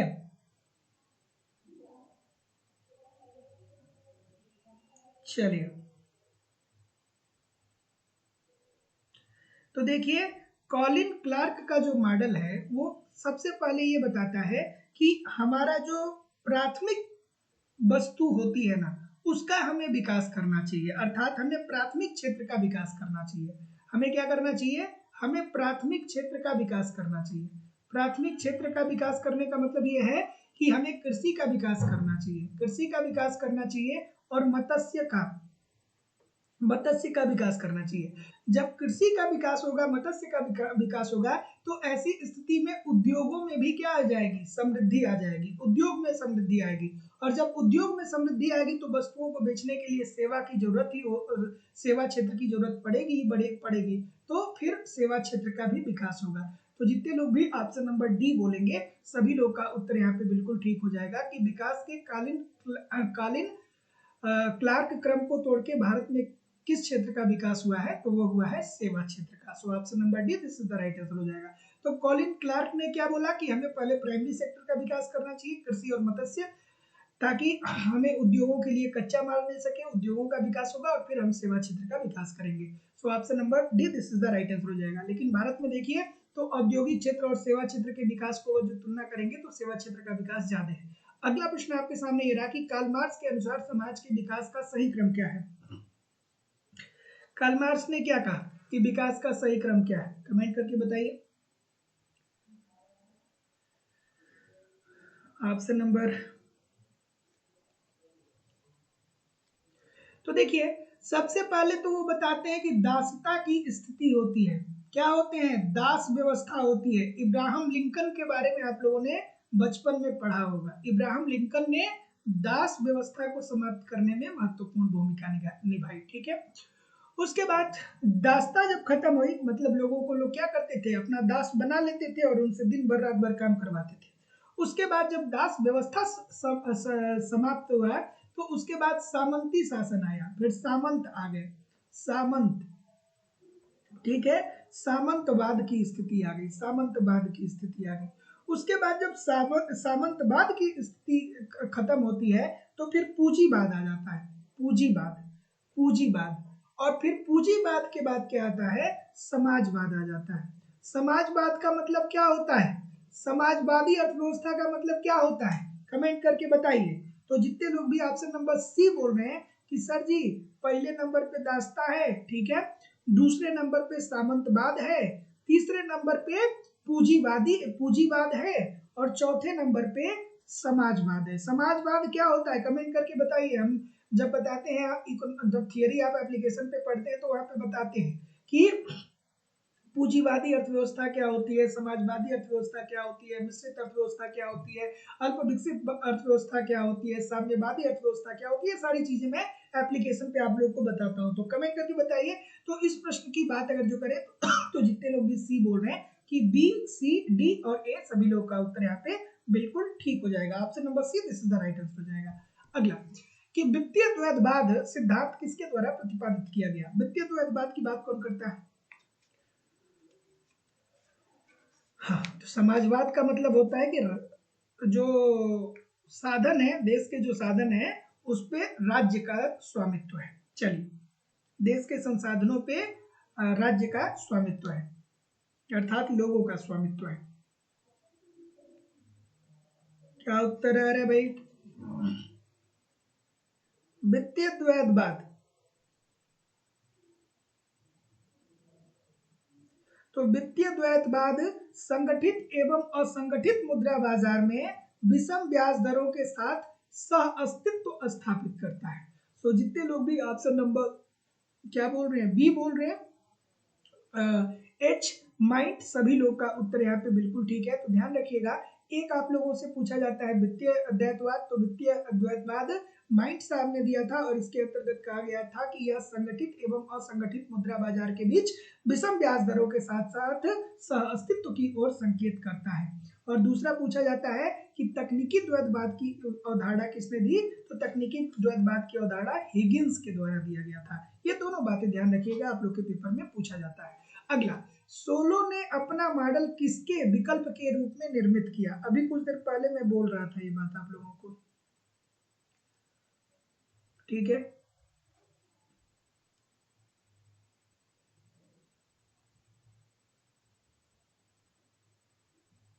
ठीक है, तो जितने लोग भी हैरेट डोमर मॉडल की बात करेंगे, अब आर्थिक विकास और आर्थिक समृद्धि आप पढ़े होंगे, इकोनॉमिक्स की थियरी पढ़े होंगे, तो वहां पे सबसे पहले यही बताया जाता है कि हैरेट डोमर मॉडल का विस्तार सोलो ने किया था और सोलो साहब ने हैरेट डोमर मॉडल की मान्यताओं को लेकर के चले मान्यताओं को लेकर के चले, इसीलिए इसे सोलो का नव प्रतिष्ठित मॉडल भी कहा जाता है। सो option number see this is the right answer हो जाएगा। अगला प्रश्न बच्चों वाला प्रश्न था। अगला प्रश्न है कि निम्नलिखित में से कौन सी निम्नलिखित में से कौन रोजेस्टीन विकास मॉडल की एक बड़ी अविभाज्यता है? रोजेस्टीन रोडान ने बड़े धक्के का सिद्धांत दिया, बिग पुश थ्योरी का सिद्धांत रोजेस्टीन रोडान ने दिया, जिसके अंतर्गत उन्होंने कहा कि देखिए भैया, अर्थव्यवस्था अगर जो गरीबी के भंवर जाल में फंसी है तो अर्थव्यवस्था में बाह्य रूप से निवेश की जरूरत है, जिससे निवेश बढ़ेगा तो मांग व पूर्ति बढ़ेगा, देश आर्थिक विकास के पथ पे अग्रसर हो जाएगा। और फिर साथ ही साथ 3 प्रकार की अव्यवस्थाओं की भी ये बात करते हैं, ठीक है। पूंजी, मांग और बचत। पूंजी की अव्यवस्था, मांग की अव्यवस्था और पूंजी, मांग और बचत, ये 3 तत्वों की बात वो करते हैं, ठीक है। 3 तत्वों की बात करते हैं। तो क्या उत्तर आ रहा है? तो पूंजी, मांग और बचत, ठीक है। बचत की आपूर्ति, ठीक है, बचत की आपूर्ति मतलब बचत की आपूर्ति की बात करते हैं। तो जितने लोग भी ऑप्शन नंबर डी बोल रहे हैं कि निम्नलिखित में से कौन रोजेस्टीन विकास मॉडल की एक बड़ी अव्यवस्था है, तो वो है आपूर्ति। तो जितने लोग भी डी कर रहे हैं सभी लोग का उत्तर एब्सोल्युटली 100% ठीक हो जाएगा। अगला प्रश्न है अभिकथन और कारण। आज का सेशन देखिए कठिन है, इसलिए बहुत सारे बच्चे आज के सेशन को नहीं कर रहे हैं। तो भैया, पेपर में ये सब प्रश्न आ जाएगा, तो पेपर में छोड़ के आ जाएंगे तो क्या होगा? सफलता मिल जाएगी? नहीं मिलेगी ना। चैलेंज से टकराना सीखिए, है ना। अगर जो कठिनाइयां आ रही हैं तो विपरीत परिस्थितियों में भी मेहनत करिए, धीरे धीरे चीजें सारी आसान हो जाएंगी। इस क्लास को 1 बार 2 बार 3 बार देखेंगे ना तो बहुत सारी चीजें आपको समझ में आएंगी। क्या उत्तर आ रहा है? सी बोल रहे हैं। तो चलिए देखते हैं कि Solow model Harrett Domar model की तुलना में काफी उन्नति है। बात बिल्कुल ठीक है, हैरेट डोमर मॉडल की मान्यताओं को ही लेकर के सोलो साहब चलते हैं, लेकिन सोलो साहब के मॉडल जो है वो बहुत बड़ा मॉडल है, बृहद मॉडल है। और सोलो ने उत्पादन में स्थिर अनुपात की मान्यता के बगैर दीर्घकालिक समृद्धि मॉडल की रचना की थी। तो बात तो ये भी आपकी ठीक है कि सोलो ने उत्पादन में स्थिर अनुपात की मान्यता के बगैर दीर्घकालिक समृद्धि मॉडल की रचना की, बात ये भी सही है। तो जितने लोग भी ए बोल रहे हैं सबके सब इसमें क्या पाएंगे? 0 नंबर पाएंगे, क्यों? क्योंकि यहाँ पे देखिए ऑप्शन नंबर सी, ए और आर दोनों सही है। तो जितने लोग भी ये सी बोल रहे हैं सभी लोग का उत्तर बिल्कुल ठीक हो जाएगा। अगला प्रश्न है कि किसने ग्रोथ मॉडल में उद्यमी का निर्णायक या धुरागृही होता है? किसने कहा कि अगर जो आर्थिक विकास करना है तो उसमें जो उद्यमी होता है वो महत्वपूर्ण होता है? अब ये प्रश्न आप लोगों के पेपर में अक्सर पूछा जाता है।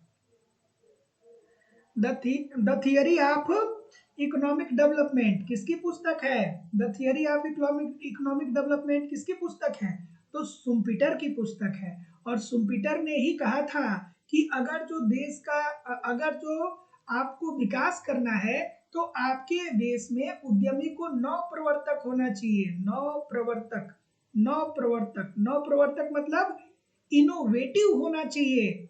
ठीक है, मतलब जो उद्यमी होता है उसको नवप्रवर्तक होना चाहिए। और नवप्रवर्तक का मतलब ये होता है कि उद्यमी ऐसे प्रकार की वस्तु का उत्पादन करे जो आज से पहले किसी ने नहीं किया हो। जैसे हम उदाहरण के तौर पे बताएं कि भारत जैसे देश में आप कोई एक व्यक्ति आया होगा जो पानी बेचना प्रारंभ किया होगा, तो शुरू में तो सभी लोग उसके ऊपर हंसे होंगे कि भारत जैसे देश में पानी कौन खरीदेगा भाई।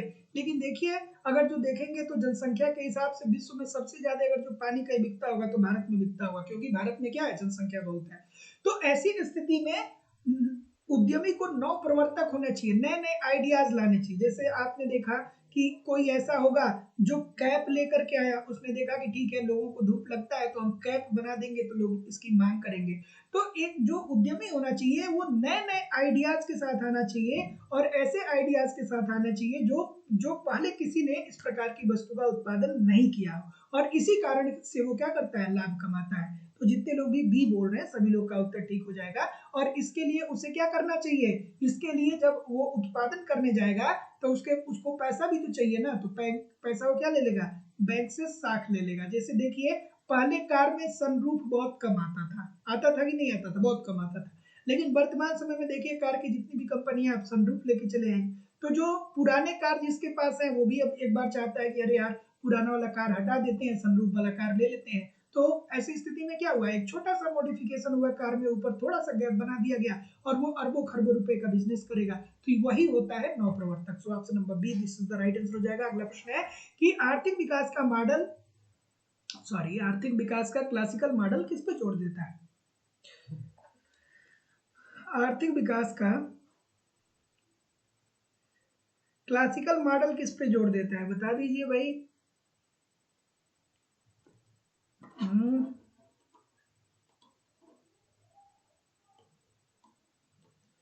आर्थिक विकास का क्लासिकल मॉडल किस पे जोड़ देता है, बता दीजिए। सो ऑप्शन नंबर सी, सब सी बोल रहे हैं, ठीक है। तो आर्थिक विकास का क्लासिकल मॉडल यही तो बताता है ना कि भैया देखिए, सरकार का कोई हस्तक्षेप नहीं होगा, मांग और पूर्ति की शक्तियों के आधार पर कीमतों का निर्धारण होगा, पूर्ण प्रतियोगिता की स्थिति विद्यमान होगी, एक देश दूसरे देश से व्यापार करेगी, आयातित निर्यातित वस्तुओं पे किसी प्रकार का प्रशुल्क या कोटा निर्धारित नहीं होगा, और हमें क्या करना चाहिए, पूंजी का संचय भी करना चाहिए ताकि हमारी भविष्य में निवेश क्षमता बढ़ पाए। सो ऑप्शन नंबर जितने लोग भी सी बोल रहे हैं कि पहला दूसरा ठीक है, सभी लोग का उत्तर ठीक है। तो ध्यान रखिएगा कि आर्थिक विकास का क्लासिकल मॉडल, अब आर्थिक विकास के क्लासिकल मॉडल के अंतर्गत कौन कौन अर्थशास्त्री आएंगे, कमेंट करके बताइए, कमेंट करके बताइए सभी लोग। तो आर्थिक विकास के क्लासिकल मॉडल के अंतर्गत ये कहा गया कि देखिए, आयात निर्यात होगा तो उस पर सरकार का कोई रोल नहीं होगा, पूर्ण प्रतियोगिता जैसी स्थिति होगी, मांग व पूर्ति की शक्तियों के आधार पर कीमतों का निर्धारण होगा, आयात निर्यात पे किसी भी प्रकार का प्रशुल्क अभ्यंश सरकार निर्धारित नहीं करेगी, हमें पूंजी का संचय करना चाहिए ताकि भविष्य में चल करके हमारी निवेश क्षमता बढ़ पाए। सो option number see this is the right answer हो जाएगा। अगला प्रश्न है, ये रहा, थोड़ा सा इसे एडजस्ट करना होगा, एक सेकंड रुक जाइएगा। इस प्रश्न का उत्तर करिए, आराम से करिए। देखिए, एग्जामिनेशन हॉल में कभी भी बैठिएगा घबराइएगा नहीं, क्योंकि आपने अपनी पूरी जिंदगी में इतना इकोनॉमिक्स पढ़ा है, इतनी सारी चीजें आपने अगर जो पढ़ा है तो निश्चित तौर पे आप क्या करेंगे कि आपको बहुत सारी चीजें आती होंगी। तो ईमानदारी से जब भी पेपर देने बैठिएगा तो अपने कंसंट्रेशन लेवल पे क्या करिएगा, जोर दीजिएगा, धैर्य से प्रश्न को पढ़िएगा। बगल में अब बगल में र्यूमर उठेगा कि पेपर ही आउट हो गया, लेकिन वो र्यूमर जो उठाएगा वो क्या होगा, वो ऐसा स्टूडेंट होगा जो कुछ नहीं पढ़ा होगा। जो कुछ नहीं पढ़ के जाते हैं वो एग्जामिनेशन सेंटर पे क्या करते हैं, र्यूमर उठाते हैं, अफवाह चलाते हैं कि पेपर ही आउट हो गया, परीक्षा निरस्त हो गया। और ऐसी स्थिति में जो अच्छे स्टूडेंट होते हैं, सीरियस स्टूडेंट होते हैं, वो डिमोटिवेट होने लगते हैं, है कि नहीं है। तो कभी भी पेपर ऊपर देने जाइए, पेपर देने कभी भी जाइए तो दूसरे की बातों में मत आइए, अपने ऊपर कंसंट्रेट करिए, अपना पेपर दीजिए अच्छे से मेहनत से, और उसके बाद रिटर्न चले आइए, क्योंकि कोई भी परीक्षा होती है तो अफवाह तो एक बार उठनी ही उठनी है। क्या उत्तर आ रहा है बताइए ऑप्शन नंबर, चलिए देखते हैं कि पूर्ण प्रतियोगिता के अंतर्गत अल्पकाल में बाजार मांग व पूर्ति, बाजार मांग एवं बाजार आपूर्ति प्रदत्त उद्योगों में उस कीमत पर संतुलन होता है जो बाजार में मांग व पूर्ति के बराबर होती है। तो ये बात बच्चों वाली हो गई भाई, क्योंकि पूर्ण प्रतियोगिता में अल्पकाल हो चाहे दीर्घकाल हो, पूर्ण प्रतियोगिता बाजार की एक ऐसी स्थिति होती है जहां बहुत सारे क्रेता, बहुत सारे विक्रेता, समरूप वस्तु का उत्पादन, क्रेता विक्रेता सबको बाजार का ज्ञान होता है, मांग और पूर्ति की शक्तियों के आधार पर कीमतों का निर्धारण होता है। सो दैट्स इट, ये बात तो आपकी बिल्कुल ठीक हो जाएगी। उसके बाद दीर्घकाल में उद्यमी, दीर्घकाल में उद्योग में सभी फर्में लाभ कमाती हैं। क्या ये बात सही है, सभी फर्में लाभ कमाती हैं? तो क्या उत्तर आ रहा है ऑप्शन नंबर सभी फर्में। अब देखिए प्रश्न जो वो होता है ना, जो एग्जामिनर होता है ना, वो इस प्रश्न को क्या कर देता है, आपको घुमाने के लिए दे देता है, और ये कंट्रोवर्शियल प्रश्न भी है। इसको यहाँ पे क्या देना चाहिए, इसको यहाँ पे देना चाहिए सामान्य लाभ कमाता है, सामान्य लाभ। क्योंकि जब आप पूर्ण प्रतियोगिता को पढ़ते हैं तो कहीं भी आप ये नहीं पढ़ते हैं कि दीर्घकाल में उद्योग हमेशा लाभ कमाते हैं। हमेशा जब पूर्ण प्रतियोगिता के अंतर्गत उद्योग की बात होती है तो सामान्य लाभ की बात होती है। सो ऑप्शन नंबर ये वाला आर वाला जो है ये गलत हो जाएगा। जितने लोग भी सी बोलेंगे कि सर ए सही है आर गलत है, सभी लोग का उत्तर बिल्कुल ठीक हो जाएगा। Option number see this is the right answer हो जाएगा। अगला प्रश्न है, सूची 1 को सूची 2 के साथ सुमेलित कर दीजिए भाई। सूची 1 को सूची 2 के साथ सुमेलित कर दीजिए, करके बताइए मुझे। एक प्रश्न यहां से भी आपके पेपर में पूछा जाता है। आज का सेशन बड़ा तेज चल रहा है क्या यार? आज का सेशन बहुत तेज चल रहा है क्या? हाँ बताइए।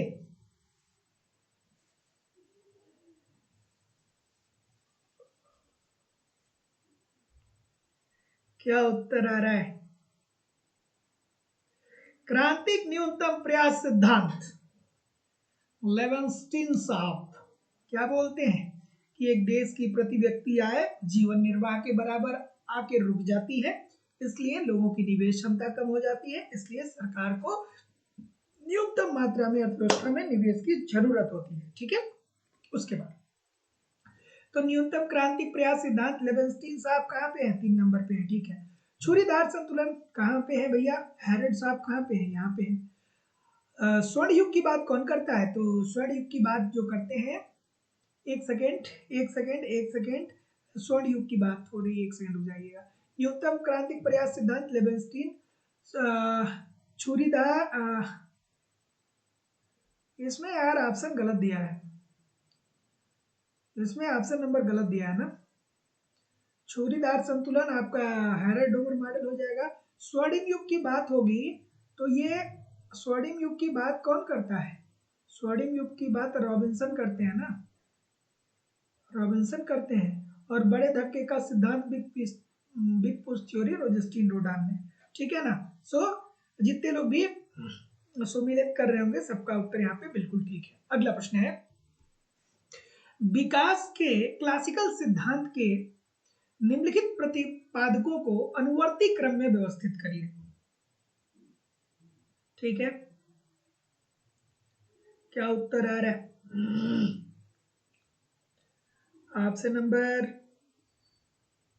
अच्छा हाँ ठीक है ठीक है ठीक है ठीक है, ये अमानक अमानक स्वर्णिम युग की बात कर रहे हैं, बात आपकी बिल्कुल ठीक है। अमानक ये उसकी बात नहीं कर रहे हैं, delta N upon N is equal to delta K upon के की बात नहीं कर रहा है, इसकी बात नहीं कर रहा, ये अमानक स्वरयुक्त की बात। हाँ ठीक है ठीक है ठीक है, RF कौन नहीं होंगे। चलिए, विकास के क्लासिकीय सिद्धांत के निम्नलिखित प्रतिपादकों को अनुवर्ती क्रम में व्यवस्थित कर दीजिए। व्यवस्थित करके बताइए भाई। सबसे पहले कौन आता है? तो सबसे पहले अर्थशास्त्र के पिता आएंगे। अर्थशास्त्र के पिता किसको कहा जाता है? तो अर्थशास्त्र के पिता एडम स्मिथ साहब को कहा जाता है। ठीक है, एडम स्मिथ साहब के बाद कौन आता है? तो एडम स्मिथ साहब के बाद आते हैं आपके मार्शल साहब, जनसंख्या थियरी लेकर के। ठीक है, फिर मार्शल आते हैं। मार्शल के बाद कौन आता है? तो मार्शल के बाद जेएस मिल साहब आते हैं, और मिल के बाद डेविड रिकार्डो साहब आते हैं। सो ऑप्शन नंबर जितने लोग भी सी बोल रहे हैं कि सर 3 2 4 1 सही है, बिल्कुल ठीक। अगला प्रश्न, कॉल्डोर का समृद्धि मॉडल निम्नलिखित मान्यताओं पर आधारित है। कई लोगों को आज के सेशन में कुछ समझ में नहीं आ रहा होगा, लेकिन जिन्होंने भी अच्छे से थियरी पढ़ी होगी, मेहनत से पढ़ी होगी, उनको आज बड़ा मजा आ रहा होगा। आ रहा है कि नहीं आ रहा है? मजा आ रहा है? बताइए, मजा आ रहा है? बताइए भाई, क्या उत्तर आ रहा है? क्या उत्तर आ रहा है? Easy on economic stability and growth, ये पुस्तक किसने लिखी? ये कॉल्डोर के द्वारा लिखा गया था। किसके द्वारा लिखा गया था? कॉल्डोर के द्वारा लिखा गया था। और उन्होंने क्या कहा?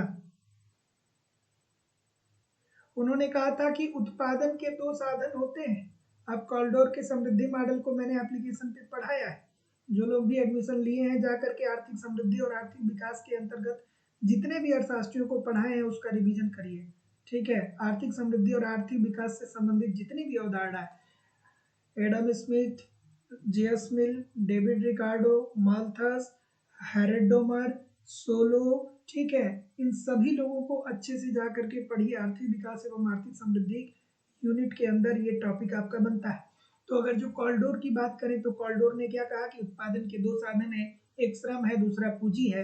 आय भी 2 प्रकार की से होती है, एक लाभ होता है और दूसरी मजदूरी होती है। तो मजदूरी श्रमिक प्राप्त करेगा और लाभ पूंजीपति प्राप्त करेगा। ठीक है, तकनीकी प्रगति पूंजी संचय के दर पे क्या होती है? निर्भर करती है, ये भी बात वो बताते हैं। ठीक है, तो क्या उत्तर आ रहा है? तो जितने लोग भी ऑप्शन नंबर डी बोल रहे हैं कि उत्पादन में सिर्फ मजदूरी और लाभ पाए जाते हैं, सभी लोगों का उत्तर यहाँ पे बिल्कुल ठीक हो जाएगा। अभी तो मैं आपसे बोल रहा था कि आय जो होते हैं वो 2 प्रकार के होते हैं। एक आय होता है मजदूरी के रूप में, जो मजदूर प्राप्त करता है, और एक लाभ होता है जो पूंजीपति प्राप्त करता है। निवेश निवेश अनुपात अनुपात एक स्वतंत्र चर होता है। तो बात तो आपकी ये भी ठीक होगी कि निवेश उत्पादन अनुपात को इन्होंने क्या कहा था? एक स्वतंत्र चर के रूप में बताया था। आगे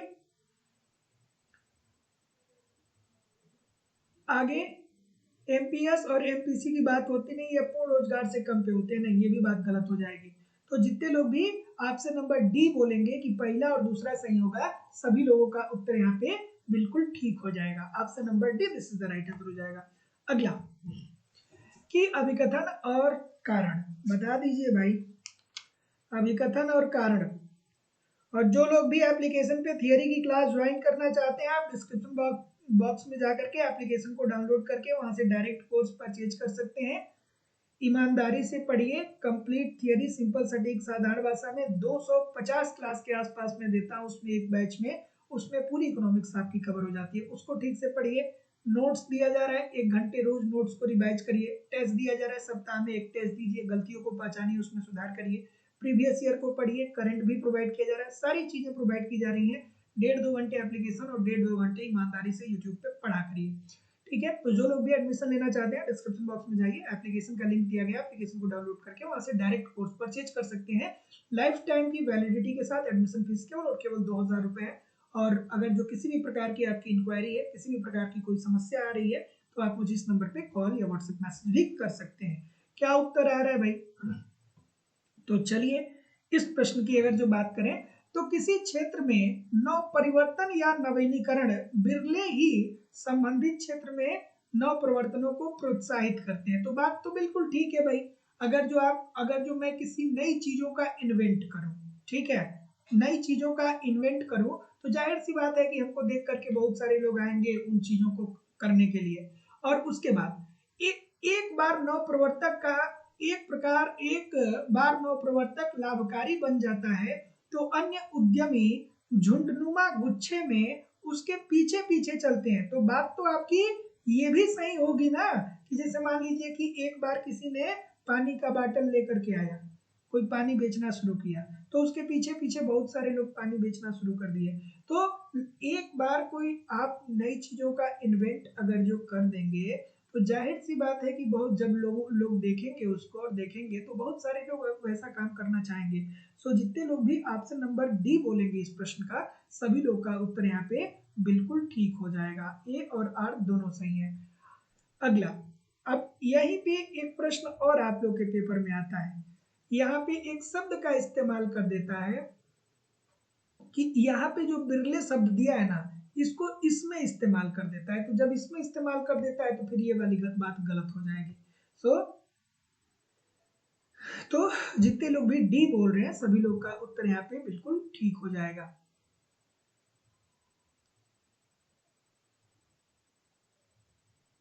सॉरी सॉरी सॉरी, बिरले नहीं, हमेशा ये दिया है। ठीक है, वही प्रश्न है यहाँ पे, बिरले तो दिया है।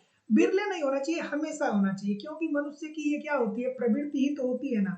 मनुष्य की ये प्रवृत्ति होती है ना कि एक व्यक्ति को देखेगा कि वो लाभ कमा रहा है, तो उसी तरीके से वो भी लाभ कमाना चाहेगा। तो ये बात गलत हो जाएगी। देखिए मैं थोड़ा सा इसको कैजुअल वे में पढ़ दिया हूँ, इसलिए गलती हो गई, कोई दिक्कत नहीं, ये बात गलत हो जाएगी। बिरले नहीं, हमेशा फॉलो करता है। सो ऑप्शन नंबर ए ही होगा। आपकी बात बिल्कुल ठीक है, ए सही नहीं है, आर सही होगा। ठीक है, अगला प्रश्न।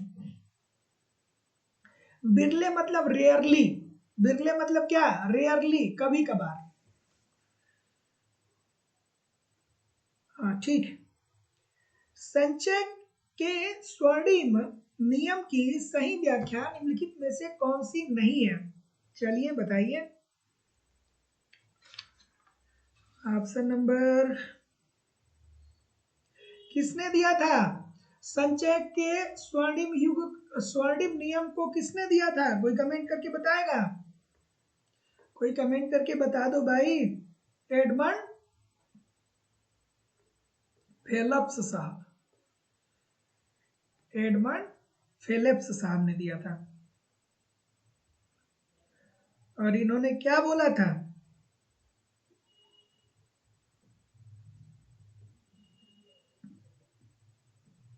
इन्होंने कहा था कि जब बचत और लाभ दोनों बराबर होता है, बचत और लाभ दोनों बराबर होता है, तो प्रति व्यक्ति उपभोग अधिकतम होता है। प्रति व्यक्ति उपभोग अधिकतम होता है।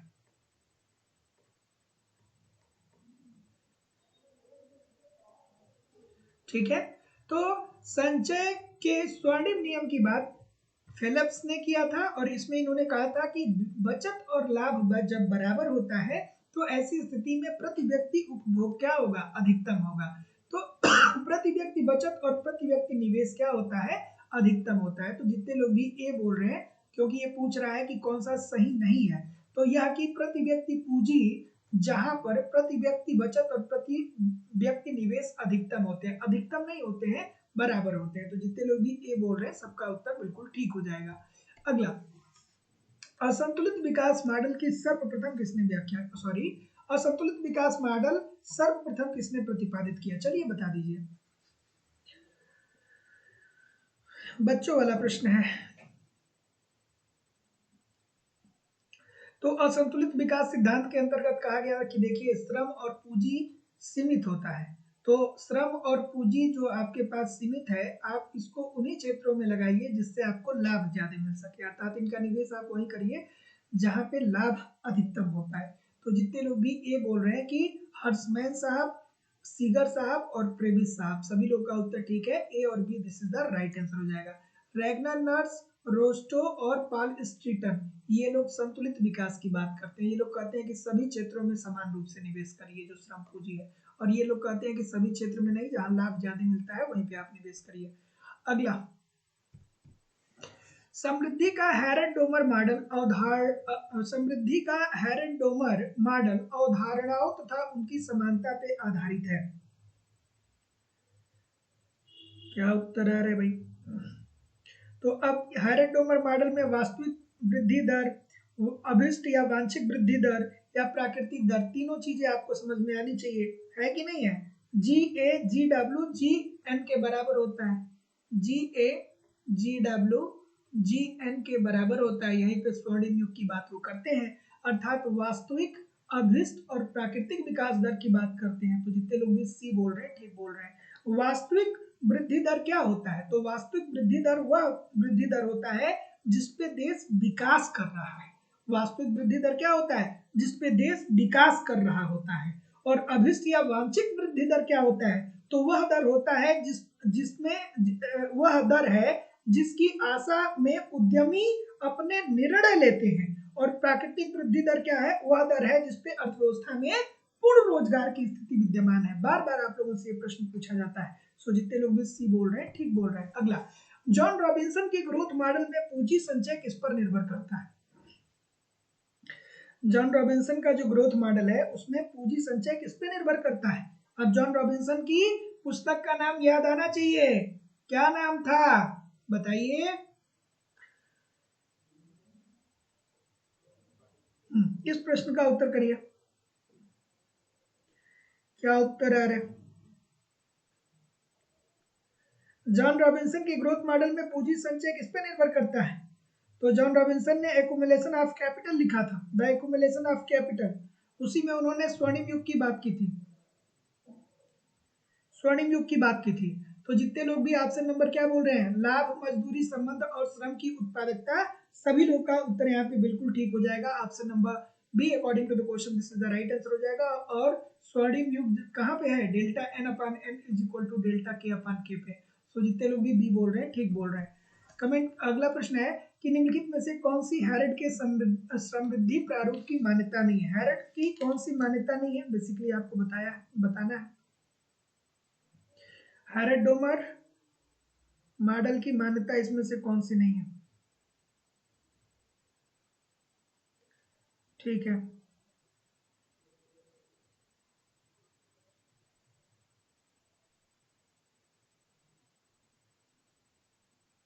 ठीक है।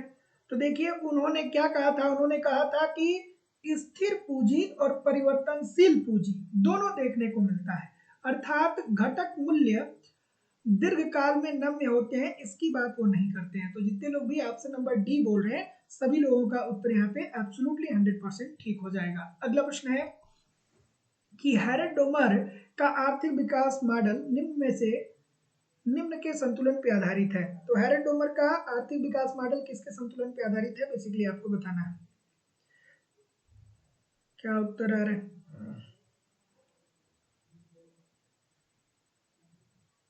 तो जितने लोग भी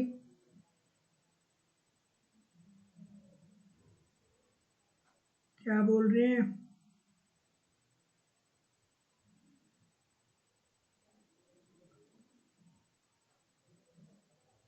ऑप्शन नंबर ए बी काफी विविधता आ रही है, काफी विविधता आ रही है। सी बोल रहे हैं तो इजी सी बात है, अभी कई बार इस प्रश्न को हम लोगों ने किया है कि ये निवेश एवं बचत से संबंधित है। सो option number see this is the right answer हो जाएगा। आगे कोई भी प्रश्न नहीं है, कमेंट करके बताइए कितने प्रतिशत प्रश्न आपके सही हुए। और आप लोगों की इकोनॉमिक्स की दूसरी क्लास लाइव स्टडी इलाहाबाद के मोबाइल एप्लीकेशन पे होती है, जहां पे आपको इकोनॉमिक्स के अलग अलग बैच देखने को मिलेंगे और अलग अलग बैचेस में आपको आपके सिलेबस के अकॉर्डिंग एक रणनीति के तहत इकोनॉमिक्स के कंप्लीट कंटेंट प्रोवाइड किए जाते हैं, ताकि कम समय में बेहतर ढंग से आप इकोनॉमिक्स को सीख पाए, समझ पाए और सफलता को सुनिश्चित कर पाए। जैसे कि आपको आपके सिलेबस के अनुसार कंप्लीट इकोनॉमिक्स की थियरी पढ़ाई जा रही है। थियरी पढ़ना बहुत जरूरी है, क्योंकि जब तक आप एक क्रम से इकोनॉमिक्स की थियरी नहीं पढ़ते हैं तब तक बहुत प्रकार के कंफ्यूजन विद्यमान होते हैं। सो सिंपल सटीक साधारण भाषा में कंप्लीट आपको थियरी पढ़ाई जा रही है। इसकी लाइव क्लास होती है, लाइव क्लास में नहीं जुड़ते हैं तो बाद में रिकॉर्डेड क्लास मिल जाता है। तो आप अपने समय के अनुसार जितनी बार चाहें क्लास को देख सकते हैं। कंप्लीट आपको मेरी खुद की हैंडराइटिंग का लिखा हुआ नोट्स दिया जा रहा है, ताकि आप एक तरफ थियरी पढ़िए, दूसरी तरफ नोट्स के माध्यम से रिवीजन करिए।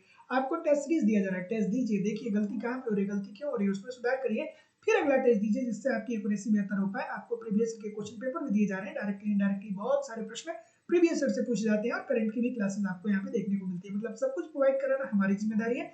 बस ईमानदारी से इन सभी कंटेंट को एप्लीकेशन पे फॉलो करते रहिए, यूट्यूब पे प्रैक्टिस करते रहिए, कहीं भी इधर उधर से कुछ भी कलेक्ट करने की जरूरत नहीं होगी। लाइफ टाइम की वैलिडिटी के साथ एडमिशन फीस केवल और केवल 2000 रुपए है। तो डिस्क्रिप्शन बॉक्स में जाइए, लाइव स्टडी इलाहाबाद की मोबाइल एप्लीकेशन का लिंक मिल जाएगा, एप्लीकेशन को डाउनलोड कर लीजिए और जिस परीक्षा की भी आप तैयारी कर रहे हैं उस परीक्षा का कोर्स आप वहां से डायरेक्ट परचेज कर सकते हैं।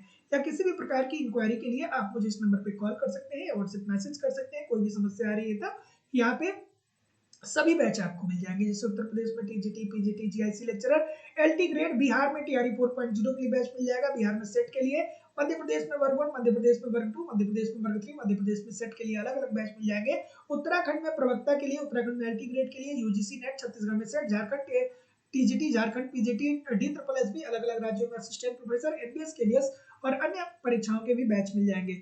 So thank you very much everybody, मिलते हैं हम लोग